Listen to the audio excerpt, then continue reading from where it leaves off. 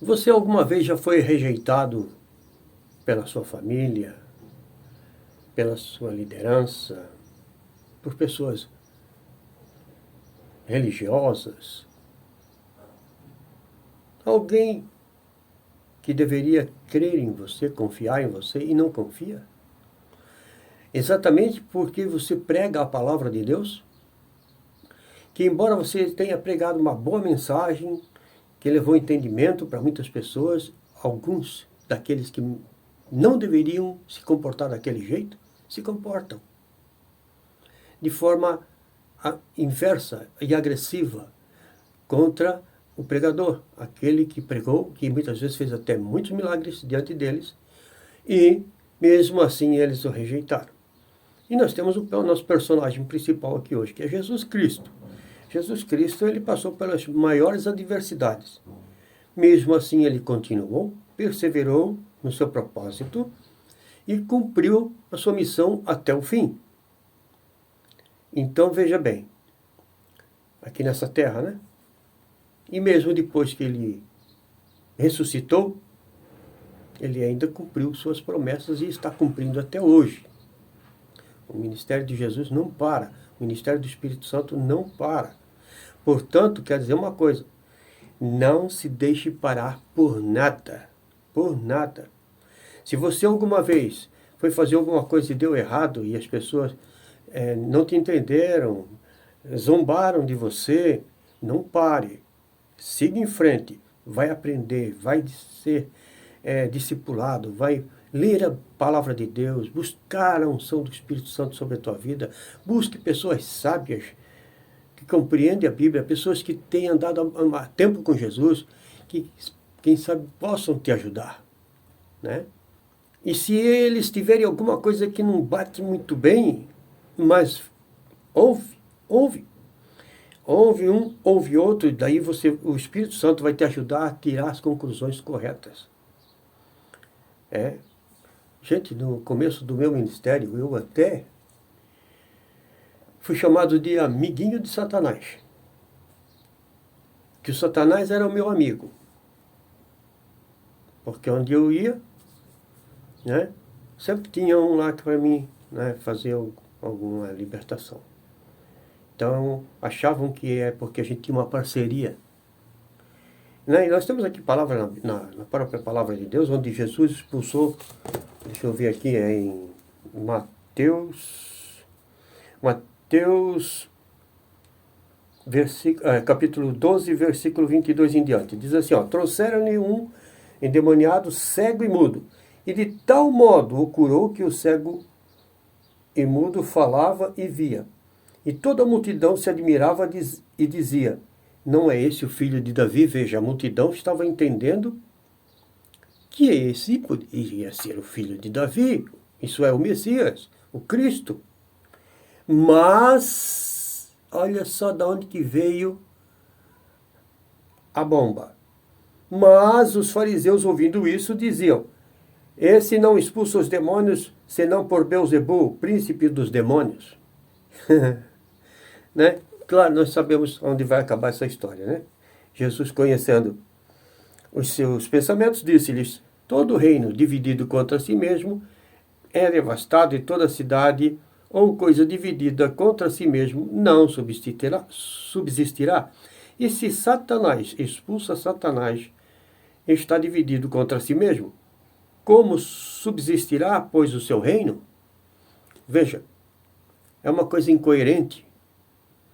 E com isso eles estavam pecando contra o Espírito Santo, atribuindo a obra do Espírito a demônio. Um espírito contrário. Então, não desista. Jesus não parou por aí. Jesus enfrentou as situações mais adversas, mas ele não parou, ele cumpriu o seu propósito. E aqui nós temos uma outra passagem que fala de um homem de mão mirrada. Está em Mateus também, Mateus capítulo 12, versículo 9 em diante. E partindo dali, chegou à sinagoga, Jesus. Jesus tinha ido em um lugar, fez agora. agora entrou nessa passagem aqui. E estava ali um homem que tinha uma das mãos mirrada. E eles, para acusarem Jesus, o interrogaram, dizendo: é lícito curar no sábado? Veja, a malícia. A malícia. Para começar, eles nem, pela lei, esse homem não podia entrar lá. Então eles nem deveriam ter deixado. Mas eles estavam acusando Jesus de um erro, que era curar no sábado. Que erro que é esse? Jesus fez a pergunta que, vamos continuar aqui, e disse-lhe: qual dentre vós será o homem que, tendo uma ovelha seu num sábado, ela cair numa cova, não lançará a mão dela e a levantará? Vai fazer alguma coisa?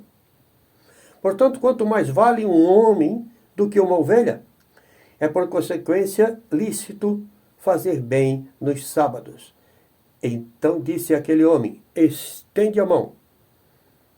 E ele a estendeu e ficou sã como a outra. E os fariseus, olha só, tendo saído, tomaram conselho contra ele para o matarem. Tá? Então veja bem, uma situação bem adversa. Jesus entra numa sinagoga e lá está um homem da mão mirrada. Mão mirrada é uma mão seca, né? Então meter a mão e o antebraço aqui ficam murchos. No Strong fala até como terra seca. Ele fica sequinho, aquela mãozinha mirrada. E ele manda o homem se levantar, vem para o meio e diz para ele: estende a tua mão. E quando ele estendeu, a mão ficou igual a outra. Era de se esperar que eles ficassem admirados e dissessem: ô pessoal, aqui, ó, vem cá, entra aí, né? Jesus está aqui fazendo milagre. Não, saíram para ver como poderiam matá-lo. Ora, e quem eram essas pessoas? Líderes religiosos da época. E não pensa que hoje não acontece isso? Há lugares que, se você faz um milagre, eles vão contestar o teu milagre.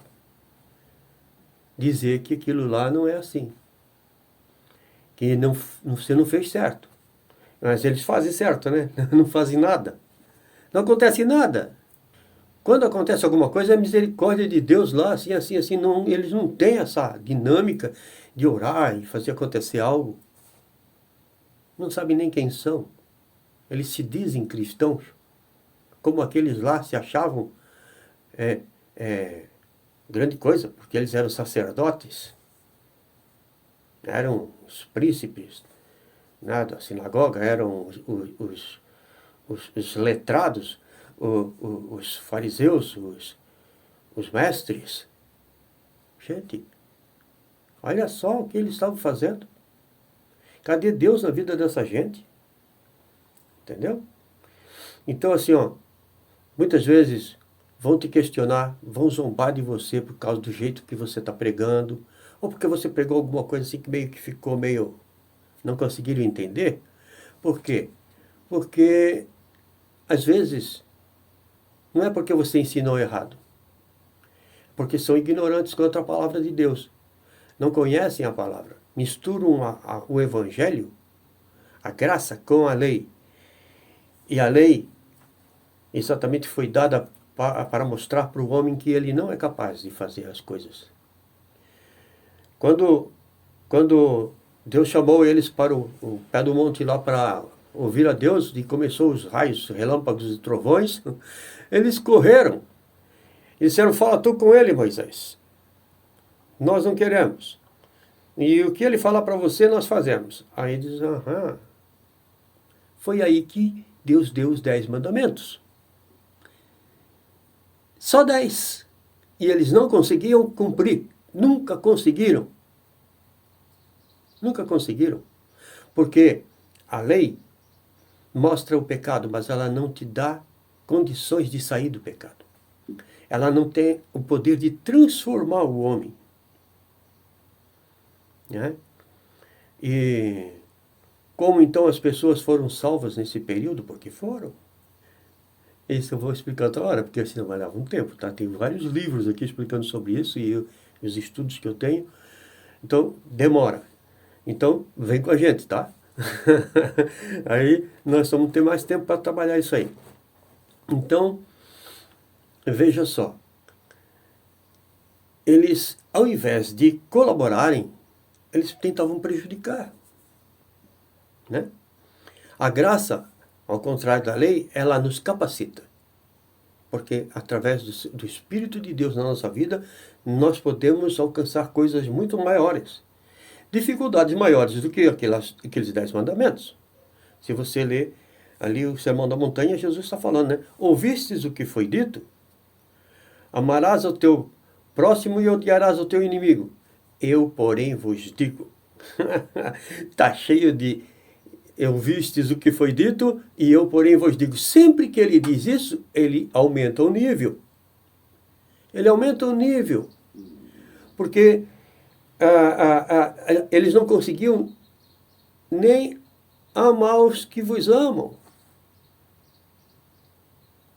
Quanto mais orar por aqueles que vos perseguem, que são inimigos. Ouviste o que foi dito, não adulterarás.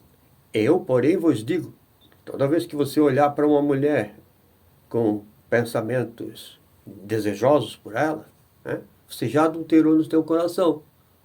Então ficou mais difícil, não ficou? E por que agora você consegue? Porque agora você tem a graça dentro de você, o Espírito Santo habitando dentro de você. Ah, pastor, mas é que tem vez que peca. Peca. Só que na lei, né, você não tinha perdão, você tinha lá aqueles sacrifícios e tal. Hoje, você vai direto a Deus, por esse novo e vivo caminho aberto por Jesus Cristo, na sua carne. Isso é quando ele estava aqui, ele abriu esse caminho, e nós podemos entrar com confiança diante do Senhor, por causa disso. Como filhos hoje. Hoje nós não somos apenas um povo de Deus, nós somos filhos de Deus. Continuamos sendo povo, mas filhos. E então, veja só, toda vez que Jesus fazia alguma coisa, sempre havia uma contradição. Eles sempre vinham com pegadinha para cima de Jesus, trouxeram a mulher pega em adultério para ver o que ele ia fazer. Sabia, né, que os judeus não podiam fazer o que eles faziam sem permissão de Roma, né? Não podiam pegar e matar uma pessoa. Se Jesus disse que deveria então cumprir a lei, eles iam botar a culpa em Jesus. Entendeu? Mas quando ele disse, aquele que não tiver pecado, que atire a primeira pedra. Ninguém atirou. Porque todos sabiam que todos tinham pecado. E se eles, em pecado, fizessem alguma coisa, eles estariam julgando a si mesmos. Agora, veja só, né? Jesus enfrentou adversidades com o povo religioso, questão de cultura, os líderes, até sua família, né? Seus irmãos não creram nele. Mesmo onde ele fez muitos milagres, não se converteram. E olha que ele fez milagre. Corazim, Betsaida, Cafarnaum. Sabe que se tornou aquele lugar que Jesus disse que eles desceriam até o inferno, que não ia dar mais nada aquilo lá? Hoje são ruínas. E o pior, não dá nem para construir nada lá, porque é patrimônio histórico. Então agora ela só vai sumindo e pronto. Foram amaldiçoados, porque não creram. Jesus falou, porque se em Tiro e Sidom, depois ele falou de Sodoma e Gomorra, fossem feitos os sinais que foram feitos aí, há muito eles teriam se convertido. Por isso eu vos digo que no dia do juízo, eles terão menos rigor para com eles do que para vós. O rigor do julgamento vai ser bem pior para quem conheceu a verdade, quem experimentou o poder de Deus e mesmo assim não creu. Também Judas traiu Jesus. Nada disso parou Jesus, né? O Pedro negou Jesus, nada disso parou. E ele continuou a ensinar e fazer milagres. Veja aquele homem da mão para mirrada, ele nem pediu para receber oração. Mas Jesus fez mesmo assim. Mostrou para aquelas pessoas que estavam ali que ele era quem ele era. Não tinha música, não tinha louvor, não tinha adoração. Não tinha um ambiente de milagres, porque o ambiente de milagres estava dentro dele. O Pai estava com ele, o Espírito Santo estava com ele. E com você, quem é que está? Hã? Você guarda a palavra do Senhor? Então, Ele nos amará e viremos a Ele. Ele diz, viremos a Ele e faremos nele morada. Então, nós temos o Pai, Filho e Espírito Santo habitando em nós. Ainda que na pessoa do Espírito Santo, mas está aqui a sua palavra, está o seu Espírito, e nós estamos aqui para fazer a mesma caminhada que Jesus Cristo. Nós não vamos para aquela cruz, mas nós temos que tomar a nossa cruz, a nossa responsabilidade de pregar o Evangelho, ainda que a duras penas, ainda que de forma difícil, ainda que incompreendidos, ainda que insultados, enfim, ambientes mais adversos possíveis. Nós precisamos continuar e não deixar que nada nos pare. Essa é a minha palavra de ânimo para você, que talvez esteja se sentindo assim meio para baixo, porque as coisas não estão indo do jeito que você gostaria. Gente, ninguém mais que Jesus. Jesus era para ficar deprimido se fosse muitas pessoas de hoje. Porque ele podia chegar para o pai e dizer, pai, eu estou fazendo um monte de coisa e o pessoal não acredita em mim, e ainda diz isso e faz aquilo, e me provoca, e faz pegadinha com mulher em adultério, com a moeda para ver a esfinge de quem que é, e assim por diante, né? Eles faziam um monte de pegadinha com Jesus, para pegá-lo em alguma situação. Veja, ele ressuscitou Lázaro. E aí as pessoas vinham para ouvir Jesus e ver a Lázaro, a quem ele tinha ressuscitado. Pensa naquele banquete, está lá Jesus falando, pregando, e o Lázaro, que ele tinha ressuscitado, estava lá, para dar testemunho para o pessoal olhar, ver, perguntar. E a fama de Jesus se espalhou por todo lugar. Se Jesus tivesse esperado primeiro que as pessoas todas acreditassem nele, ele não tinha feito nada. Assim é conosco, se nós esperarmos que primeiro as pessoas acreditem em nós, para depois então a gente começar a agir, não vai acontecer nada. Nós precisamos pregar o Evangelho, na unção do Espírito, não ter com as pessoas apenas em palavras persuasivas de homens, mas em demonstração de Espírito e poder. Eu vou orar por você daqui a pouquinho. E eu quero que você compartilhe esse vídeo com uma pessoa que você vê que está meio desanimado, né? Para que ele se anime, para que ele saiba que a coisa é assim mesmo. Mas cabe a nós não retroceder, mas perseverar. Amém? Então é isso. Eu quero orar com você. Pai, em nome de Jesus, eu coloco cada um que está me assistindo nesse instante, pessoas que estão desanimadas, se sentindo enfraquecidas, não estão entendendo o momento que estão passando, e muitas vezes já foram usados por ti de formas gloriosas, mas que, de alguma forma, foram rejeitados, foram incompreendidos. Meu Deus, mas com certeza, algumas pessoas creram, talvez muitas pessoas. E se vocês querem ver Deus operando maravilhas, causar verdadeiros avivamentos por onde você for, você precisa perseverar. Então você verá multidões chegando a Cristo. Pai, em nome de Jesus, venha a tua força para cada um que aqui está. Fortalece-os, anime-os, em nome de Jesus Cristo. Use pessoas ao seu lado para animá-los, em nome de Jesus Cristo. E eu quero orar também por aquelas pessoas que estão enfermas, estão doentes, estão com depressão, com câncer, com dores nos membros do seu corpo, com dores nos seus órgãos internos, com diagnóstico ruim do médico, para que recebam cura agora. Pessoas que estão enfrentando problemas financeiros, problemas na justiça, em nome de Jesus, recebam a bênção de Deus agora. Você que não podia mexer teu braço, levanta ele, mexa. Né? Não podia mexer tua coluna, tuas costas estavam ruim. Faça aquilo que você não podia fazer. E você vai constatar que está curado em nome de Jesus. Amém? Até o próximo vídeo e Deus abençoe.